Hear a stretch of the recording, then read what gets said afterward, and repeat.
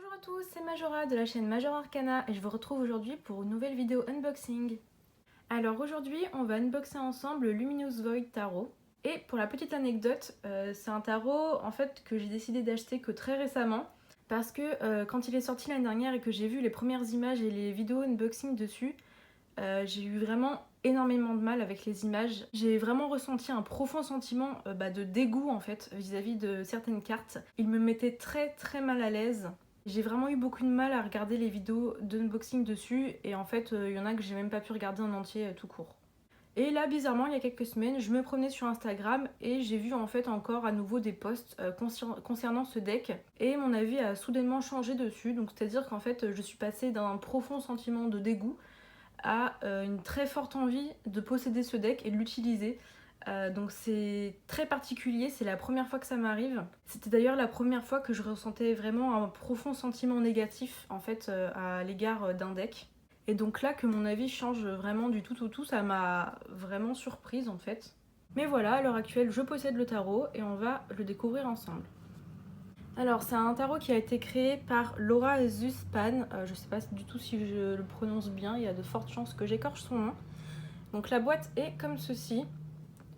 Je pense que de toute façon vous avez très certainement déjà dû voir en fait des images de ce tarot parce qu'il a une forme voilà, très particulière et même ses dessins sont assez particuliers. Il avait fait pas mal de bruit l'année dernière quand il avait été publié pour la première fois. Donc voilà le dos.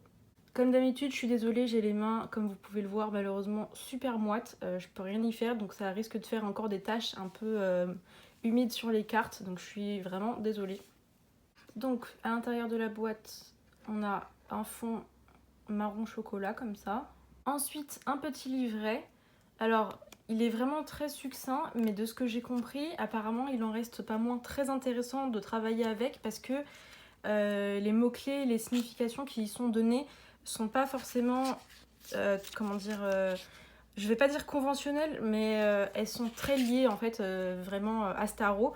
Donc je pense que je vais quand même prendre le temps de le consulter. Et de toute façon, il y a vraiment pas beaucoup de pages, comme vous pouvez le voir. C'est encore plus petit qu'un petit livret blanc qu'on reçoit dans les tarots mass market. Donc je pense que ça va pas être trop indigeste. À l'intérieur de la boîte, encore un fond marron uni. Et ensuite, évidemment, les cartes qui sont absolument magnifiques. Le dos, je suis complètement fan. Et comme vous pouvez les voir, du coup, la forme est très particulière. À savoir que ce que je tiens en main, c'est la seconde édition, donc qui est la version qu'elle a appelée Shuffle. Donc c'est une version qui est plus petite. Mais récemment, sur Little Red Tarot, je les ai contactés, ils m'ont dit qu'ils avaient la première version qui a des cartes encore plus grandes. Et donc je l'ai acheté. Je pense le recevoir d'ici la fin de semaine ou la semaine prochaine. Sachant que là, je filme pendant la période de confinement total qui a été annoncée hier soir quand je filme. On est le 17 mars aujourd'hui. Donc je sais pas trop comment ça va se passer pour les livraisons. Donc là, on est sur une taille à peu près standard. Rappelez-vous que j'ai des mains très petites, donc les cartes vont paraître vachement grandes. Mais on est sur une taille à peu près standard, si ce n'est que du coup, il a une forme d'ellipse comme ça. Et les tranches sont guildées d'un magnifique or mat. Du coup, ce que je pense que je vais faire, c'est qu'en fait, à chaque fois que je vais tomber sur une carte qui vraiment me provoquait un fort sentiment de mal-être, je vous le laisserai savoir et je vous ferai savoir aujourd'hui quel est mon sentiment vis-à-vis de cette carte à présent. Alors, le fou fait partie des cartes qui me mettaient vraiment très mal à l'aise, notamment à cause des visages. En fait, c'est très principalement les visages en fait qui me mettaient vraiment, qui me faisaient vraiment ressortir quelque chose de très fort et de négatif vis-à-vis de ce deck. Et là, à l'heure actuelle, en l'ayant sous les yeux, en fait, je trouve, je sais pas, comment expliquer ça. Je trouve en fait que maintenant c'est plus de la douceur en fait que je ressens en voyant certaines images plutôt qu'un dégoût ou du mal-être. Et notamment le fait que ce soit tout à l'aquarelle, ça adoucit énormément aussi, je pense, toutes les représentations sur ces cartes. Ouais, le magicien, bon, j'étais pas dégoûtée, mais je trouvais très étrange en fait la position.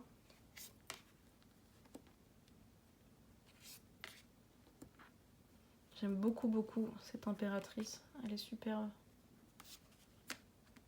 Pareil là, l'empereur, je sais pas comment ça va se voir à la caméra, mais son visage me mettait vraiment aussi très inconfortable. Et maintenant, au final, en le voyant sous les yeux, il est souriant. Voilà, il a rien de bien effrayant, je trouve.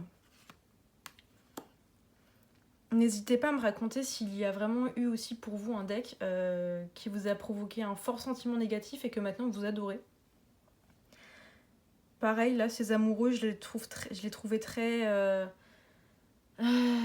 informes en fait, et ça me mettait très mal à l'aise. Et maintenant, tout va bien.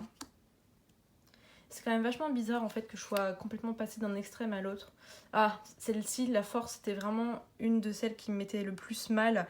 Parce que j'avais l'impression en fait que la personne était en train de forcer le chien en lui mettant quelque chose dans la bouche.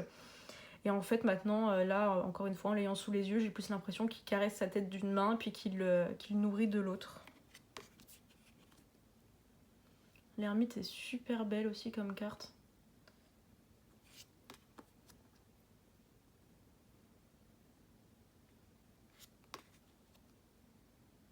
Voilà, pareil, celle-là. En fait, c'est vraiment la forme des corps, en fait, tout distordu comme ça, les visages qui me mettaient mal à l'aise. Et à l'heure actuelle, ouais, c'est tout le contraire.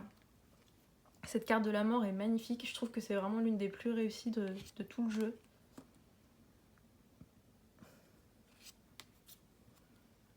Pareil, ce diable, il est superbe. Je parle pas beaucoup parce qu'en fait là c'est un moment assez particulier pour moi parce que c'est très bizarre, c'est comment dire, c'est agréable de le découvrir, mais ouais, j'ai vraiment l'impression de rencontrer quelqu'un pour la première fois sur qui j'avais un avis très tranché et une très forte mauvaise impression. Donc c'est assez particulier là comme sentiment, mais j'irai pas jusqu'à dire que je suis complètement subjuguée par la beauté des cartes, parce que je trouve que les dessins restent pas très enfantins, mais très minimalistes en fait. Et ils vont à l'essentiel, il n'y a pas non plus une énorme couche de détails. Donc c'est clairement pas le plus beau de mes jeux en termes de pattes graphiques et vraiment en termes d'illustration artistique, on va dire. Mais ouais, j'ai vraiment un fort sentiment d'attirance maintenant envers ce deck, et c'est très bizarre. J'adore cette carte, j'adore la suite de bâtons avec toutes ces petites feuilles autour, je trouve ça superbe. Pareil, là, le 4 de bâton, c'est une des cartes qui m'a fait tilt quand j'ai revu là récemment des photos et qui m'a fortement appelée.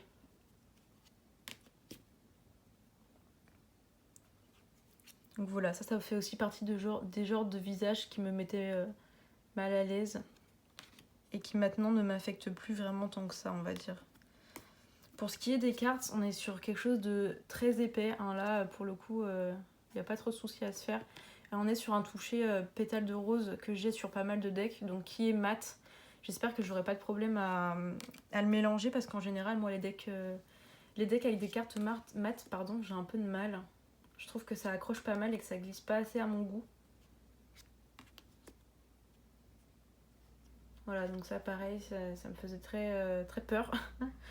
Je pense que ouais, je ressentais vraiment du dégoût, de la gêne, parce que j'étais mal à l'aise, et presque de la peur en fait, envers certaines cartes. Et maintenant, plus du tout. Et je me demande si je suis la seule ou pas à avoir complètement changé d'avis sur ce deck, ou pas du tout, parce que je me répète, mais c'est vraiment très particulier quoi comme sensation. J'adore aussi là ce 5 de coupe.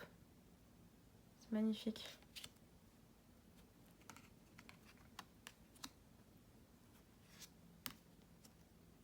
Et c'est d'ailleurs la première fois en fait que j'achète aussi un second deck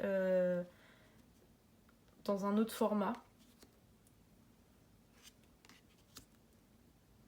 Elles m'ont bien confirmé, les gérantes de Little Red Tarot, que c'était la version plus grande, mais j'ai des doutes en fait, parce que sur le site, il y a écrit les mêmes dimensions que ce deck là, mais dans leur mail, elles m'ont dit que c'était la version avec les cartes larges de 2018. Donc j'espère que juste en fait dans la description produit, elles ont fait une erreur et elles sont allées piocher les mauvaises informations concernant la taille des cartes.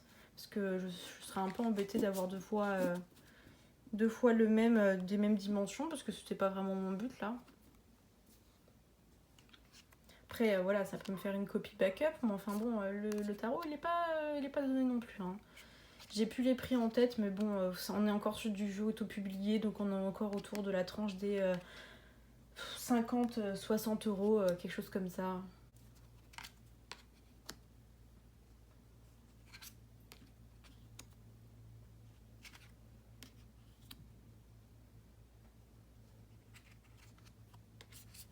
tout cas, j'adore vraiment les techniques d'aquarelle qui ont été utilisées, parce que moi, en faisant moi-même aussi, ça me touche beaucoup en fait. Ça me parle énormément, on va dire.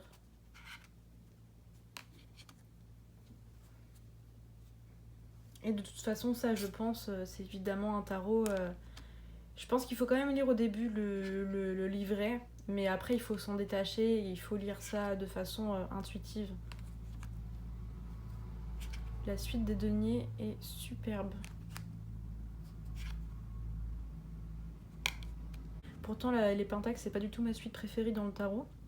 D'ailleurs, ici, il s'appelle disque. Et il faudra que je vérifie quand on va arriver aux dernières cartes de la cour, mais il me semble pas que les cartes aient été, que leur nom a été changé. On va voir ça. Donc on a bien le page, le chevalier, la reine et le roi. Donc pas de changement de nom pour ce jeu. Qu'est-ce que je peux vous dire de plus? Je sais pas. Je pense que ça s'entend peut-être, mais je suis moi-même très perplexe en fait. On m'aurait dit il y a un an que j'aurais acheté ce deck, j'aurais vraiment rigolé très fort et je vous aurais répondu que c'était complètement impossible, que je n'aurais jamais pu l'utiliser parce qu'il me mettait encore une fois donc très très mal à l'aise, que j'avais un blocage, que ça aurait pas été du tout possible pour moi. Et au final, aujourd'hui, je l'ai dans les mains. Étant donné que je vais étudier les cartes une à une, je vais pas mélanger le jeu. Mais là, j'ai l'impression que ça glisse quand même plutôt pas mal. Donc il faudra que je vois ça avec les premiers tirages. Mais ça a l'air d'aller, je trouve. En tout cas, comme d'habitude, vous retrouverez les liens pour acheter ce jeu dans la barre d'infos. Je vous mettrai le lien de l'artiste qui le vend. Et je vous mettrai aussi le lien de The Little Red Tarot. Comme ça, vous aurez les deux. Et pour éviter les frais de douane, etc.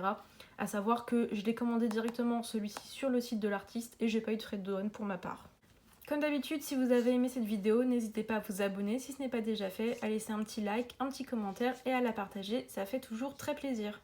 Et moi, je vous dis à bientôt pour une nouvelle vidéo. Salut tout le monde!